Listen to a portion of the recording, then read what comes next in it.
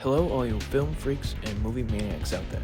My name is Nolan Carr, and I'd like to welcome you to the go-to podcast for all things cinema. But before you can ask any questions, just sit back, relax, as I present to you a Straw Lane Studio Productions Critiquing with Carr. And welcome back, ladies and gentlemen, to yet another great edition of the show here on Critiquing with Carr. As always, if you've enjoyed episodes such as these ones, do us a favor by subscribing on YouTube, following us on the audio platforms, clicking at thumbs up or like buttons so you can tell us you enjoy these episodes, turning on post notifications so you can stay up to date when episodes release on those platforms, as well as clicking at share us so you can continue to go the podcast with other friends and family. Also, if you want other ways of staying up to date with the show, do us a favor by following us on Instagram at Critiquing with Carr. I say all that because in this week's amazing edition of Memorable Movie Monday, we're talking about the classic film Sunset Boulevard. And with that being said, let's begin. The movie was directed and co-written by Billy Wilder. The other co-screenwriters were Charles Brackett and D.M. Marshman Jr. Charles Brackett also produced the movie as well. The cast for the movie is as follows: William Holden, Gloria Swanson, Eric von Stroheim, Nancy Olson, Fred Clark, Lloyd Gough, and Jack Webb. The cinematographer for this movie was John F. Seitz. The movie was co-edited by Doane Harrison and Arthur Schmidt. The musical score was done by Franz Waxman. The production and distribution company was Paramount Pictures. It was released on August 10th of 1950. The runtime for this movie was 110 minutes in length. The budget for this movie was $1.75 million US, and the budget for this movie was also $5 million US. The accolades for this movie are as follows. At the Academy Awards, Charles Brackett, Billy Wilder, and D.M. Marshman Jr. won for Best Story and Screenplay, Franz Waxman for Best Score, Drama, or Comedy, Hans Dreyer, John Mee, Sam Comer, and Ray Moyer for Best Art Direction. At the Golden Globe Awards, the movie won for Best Drama Picture, Billy Wilder for Best Director, Gloria Swanson for Best Leading Drama Actress, and Franz Waxman for Best Original Score. At the Writers Guild of America Awards, Charles Brackett, Billy Wilder, and D.M. Marshman Jr. won for Best Drama Screenplay. And finally, last but not least, at the National Board of Review Awards, the movie won for Best Film and Gloria Swanson for Best Actress. And now, it comes time to one of my two favorite parts, which is I list off the top 10 highest-grossing films for that year's release, being 1950's Sunset Boulevard. Coming in at number 10 was Broken Arrow. It was distributed by 20th Century Fox. Its worldwide gross was $3.6 million US in rentals, and it stars James Stewart, Jeff Chandler, and Deborah Paget. Coming in number 9 was Born Yesterday.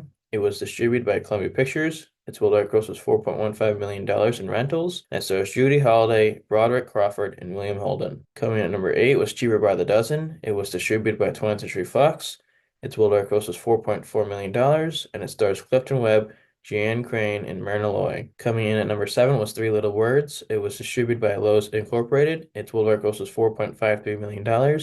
It stars Fred Astaire, Red Skelton, and Vera Allen. Coming in at number 6 was Father of the Bride. It was distributed by Lowe's Incorporated. Its worldwide gross was $6.1 million. And it stars Spencer Tracy, Joan Bennett, and Elizabeth Taylor. Coming in at number 5 was Annie Get Your Gun. It was distributed by Lowe's Incorporated. Its worldwide gross was $7.8 million. And it stars Betty Hutton, Howard Keel, and Louis Calhern. Coming in at number 4 was All About Eve. It was distributed by 20th Century Fox. Its worldwide gross was $8.4 million. And it stars Betty Davis, Ann Baxter, and George Sanders. Coming in at number 3 was King Solomon. It was distributed by Lowe's Incorporated. Its worldwide gross was $15.1 million. And it stars Deborah Kerr, Stuart Granger, and Richard Carlson. Coming in at number 2 was Samson and Delilah. It was distributed by Paramount Pictures. Its worldwide gross was $25.6 million US. And it stars Hedy Lamarr, Victor Mature, and George Sanders. And finally, coming at number 1 as the highest grossing film for 1950 was Cinderella. It was distributed by RKO Radio Pictures. Its worldwide gross was $182 million, and it stars Eileen Woods, Eleanor Audley, and Verna Felton. And now, the moment you've all been waiting for, my review of Sunset Boulevard. Sunset Boulevard, directed by Billy Wilder, is often regarded as one of Hollywood's greatest films, and after watching it, I can see why. This film captures the dark side of fame and the painful fall from stardom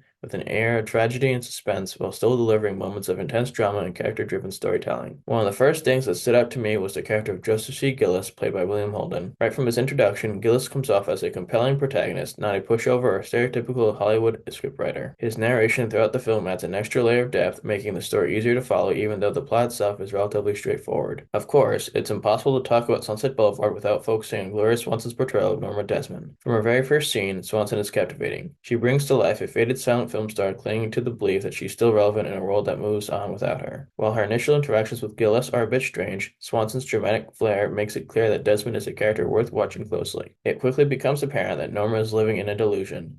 holding on to the hope of making a triumphant return to the big screen, and I appreciate how well this theme was developed throughout the film. The character of Max von Marling, Norma's devoted servant, is also an intriguing presence in the story. Though his introduction wasn't as grand as Norma's, he adds another layer to the film's commentary on loyalty and obsession. One of the most interesting dynamics in the film is the relationship between Norma and Gillis. Initially, Norma is drawn to Gillis because of his background in the film industry.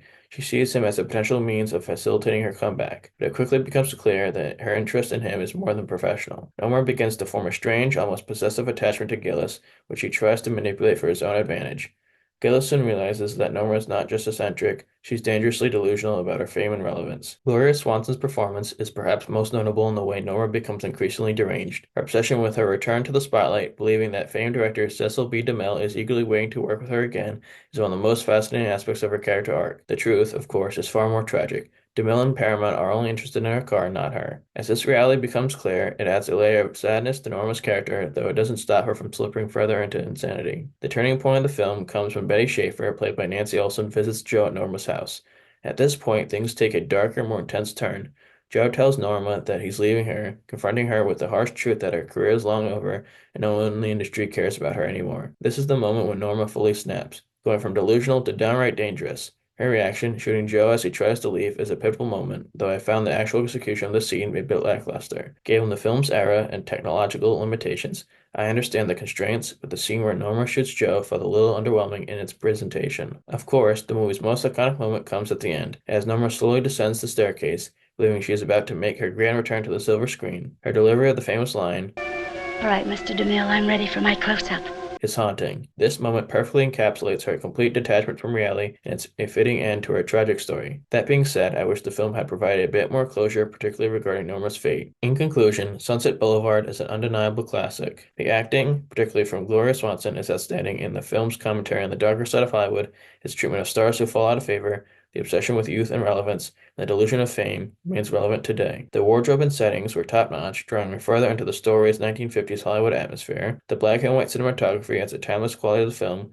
which complements its themes of nostalgia and decay. While there were only a couple minor issues, namely the underwhelming execution of Joe's death scene and the lack of resolution at the end, Sunset Boulevard is a gripping, tragic, beautifully crafted movie. It moves at a great pace, keeping you invested from start to finish. It's a film I'd gladly watch again. For anyone interested in classic Hollywood or a compelling character-driven drama, I'd highly recommend this film. With all that being said, I'm proud to rank this gem of a movie a perfect score of 9 out of 10 on the Diamond Dave scale. With that being said, we have a few more things to discuss before we say bye-bye for now. As always, if you've enjoyed episodes such as this one, do us a favor by subscribing on YouTube, following us on the audio platforms, clicking that thumbs up or like buttons so you can tell us you enjoy these episodes, turning on post notifications so you can stay up to date on those platforms when new episodes release, as well as clicking at share out so you can help continue to grow the podcast with other friends and family. Also, if you want other ways to stay up to date with the show, do us a favor by following us on Instagram at Critiquing with Carr. And with that being said, my film freaks and cinephiles, happy viewing.